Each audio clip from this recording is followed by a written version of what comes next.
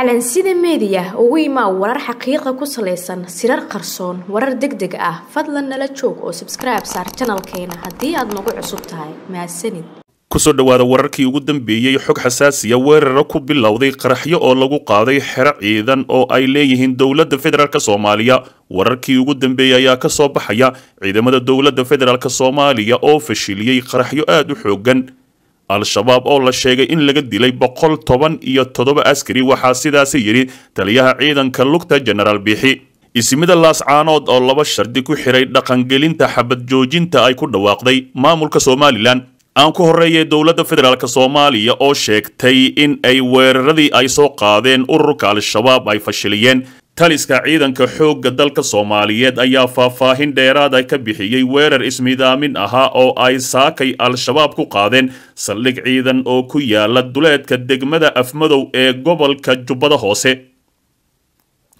taliyaha qaybta 47 ee ciidamada xoogga dalka Soomaaliyeed General Ali Bogmadow oo la hadlay warbaahinta dowladda Soomaaliya ayaa shaaca ka qaaday in ciidamada ay fashiliyeen weerarkaasi oo loo adeegsaday laba baabuur oo laga soo buuxiyay waxyaabaha aad u qarxa Bogmadow ayaa ka sheekeeyay qaabka loo fashiliyay weerarkaani wuxuuna tilmaamay in baabuurta lagu qarxiyay difaaca koobaad ee xerada la weeraray kadib markii ay ku dhaceen godada uu sheegay in loogu talagalay in looga hortago qaraxyada ururka al-shabaab waa la arkayay labada baabuur xabada lagu riday marka naflacaarigii difaacii hore oo godad dhaadheer laga sameeyay oo loogu talagalay qawaariijta wasaqda ahi marka ay ku talagalaan in qarax ciidamada ay ku waxyeeleeyaan inuu ku dhaco baabuurka dabadeedna uu isagu isla qarxo arrintaasi waa ku guuleysanay ayuu yiri taliye Cali Bogmadow sidoo kale wuxuu intaasi ku daray in baabuurta la qarxiyay ay la socdeen tobaneeyo al-shabaab ahi balse goobta lagu wada dilay sida uu hadalka u dhigay labadii baabuur iyo wixii la socday way qarxeen hilbahooda ayaa meesha daadsanaa 10 ayaa dilnay qiyaastii xitaa waxa la socday kuwa isqarxin rabay ayuu si raaciyay dhankooda waxa uu xaqiijiyay inay dhaawacyo fudud soo gaareen ilaa 3 askari oo kamid ah ciidamada ku sugan saldhigga la weeraray oo ku yaala duleedka Afmadow ugu dambeyntii wuxuu hoosta ka xariiqay in ay sii wadi doonaan gulufka dagaal ee ka dhanka ah ururka al-shabaab kaas oo haatan ka socdo gudaha degmada Afmadow ma joojinayno howlgalkii aanu wadnay ee bartan aan ka hogaaminaynay halkiisii ayuu ka soconaya ayuu hadalkiisa ku soo gabagabeeyay al-shabaab dhankeeda waxay shaacisay inay beegsadeen saldhig ay ku sugnaayeen saraakiil ka tirsan militariga Soomaaliya iyo kuwa Jubbaland isla markaasina ay khasaare ku gaarsiiyeen askartii iyo saraakiishii ku sugneed halkaasi sida ay hadalka u dhigtay walow aanan la rumaysan karin hadallada ka soo baxa ururka qawaariijta al-shabaab si kastaba maalmihii u dambeeyay al-shabaab ayaa kordhisay weerarada ismiida waxayna horay ugu fulisay gobolada Galgaduud Mudug Hiiraan iyo Shabeellada Dhexe si kastaba ha ahaatee al-shabaab waa ay jabeen dhinaca kale al-shabaab oo dagaalkii Mudug looga dilay 117 al-shabaab ah iyo General Bixi oo xog xasaasi bixiyay taliyaha ciidamada dhulka ee xoogga dalka General Maxamed Tahliil Bixi ayaa faahfaahin ka bixiyay dagaal culus oo saacadii la soo dhaafay ka dhacay koonfurta gobolka Mudug gaar ahaan deegaan lagu magacaabo Doonyaale oo u dhaxeeya deegaanada Shabeelow iyo Camaara oo hoostaga degmada Wisil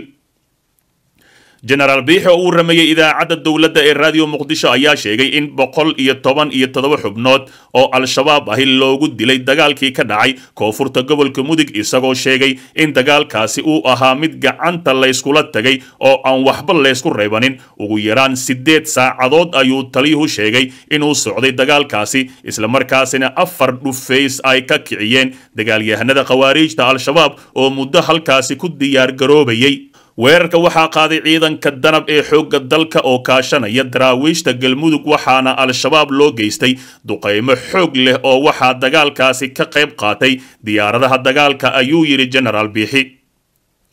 sidoo kale taliye Bixi wuxuu sheegay in 3 jiho ay ka weerareen kooxda al-shabaab isla markaasina ay ku go'doomiyeen deegaanada dhaca inta u dhaxaysa Xarar Dheere Hobyo iyo Wisil ilaa Caad iyo Camaaro isagoo sheegay in maalmaha soo socdo ay soo afjarayaan al-shabaabka ka dagaalama aagaasi jenaraal biixi oo sii hadlayay ayaa sheegay in kooxda ay ku go'doomiyeen koonfurta gobolka mudug oo halkaasi ay ugu dhimanayaan gaajo iyo sahay la'aan isagoo caddeeyey in jimcihii shalay ay ku bilaabeen dagaal aan laga joojin doonin ilaa inta laga soo afjarayo maalmaha soo socdo ayuu ku goodiyey jenaraal biixi dhinaca kale isimada laascaanood oo laba shardi ku xiray dhaqangelinta xabad joojinta maamulka Somaliland isimada dhaqanka ee gobolka Sool Sanaag iyo Cayn oo maanta shir degdeg ah iskugu yimaaday magaalada laascaanood ayaa ka hadlay xabad joojinta ay xalay ku dhawaaqeen Somaliland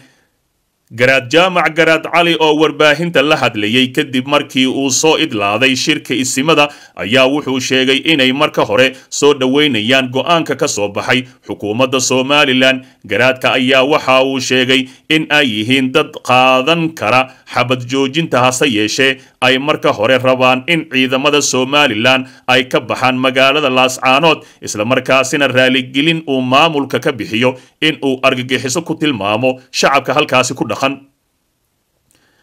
haddii xabad joojinta dhab idinka tahay ciidankan aad magaalada ku caburinaysaan ee ku duqaynaysaan ku laynaysaan dadka shacabka ahi dad ciidankooda u taliya oo fulin kara xabad joojin laakiin ficilkiina idinkama muuqato xabad joojinta xalay aad soo jeediseen ayuu yidhi ee dhabka dhiga garaad jaamac ayaa sidoo kale wax laga xumaado ku tilmaamay in Somaliland ay dadka magaalada iyo dhaqankeeda ku tilmaameen argagixiso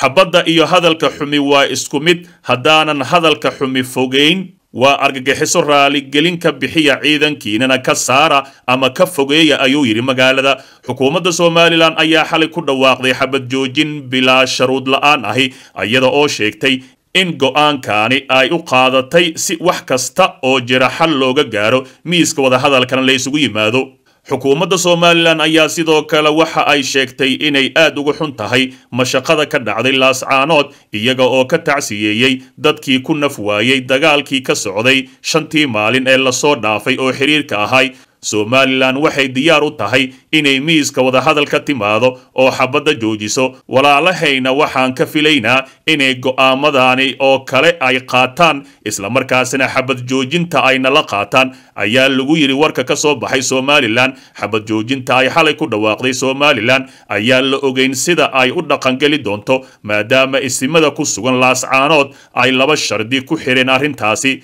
arrimahan ayaa imaanaya iyada oo dagaal culus oo mar kale saakay dib ugu qarxay laascaanood ee xarunta gobolka Sool kaasi oo xoogiisa uu haatan ka soconayay duleedka magaalada halkaas oo ay fariisimo ku leeyihiin militariga Somaliland si kastaba ha ahaatee ila dadka deegaanka ahi ayaa sheegay in labada dhinac ay isku adeegsanayaan hubka noocyadiisa kala duwan isla markaasina uu jiro khasaare dhimasho iyo dhaawac walow saacadihii dambe uu dagaalka istaagay Somaliland oo ka hadashay dagaalka saaka dib ugu qarxay ayaa waxa ay sheegtay in la weeraray xeryaha ciidamadooda kadibna ay iska difaaceen sida ay hadalka u dhigeen xaaladda guud ee laascaanood ayaa weli cakiran waxaana magaalada isaga barakacay qoysaskii deganaa si ay uga fogaadaan waxyeello ka soo gaarta dagaalka halkaasi ka socdo dhagaystow ogow haddaadan halka qayb ka noqon waxaad qayb ka tahay dhibaatada dalka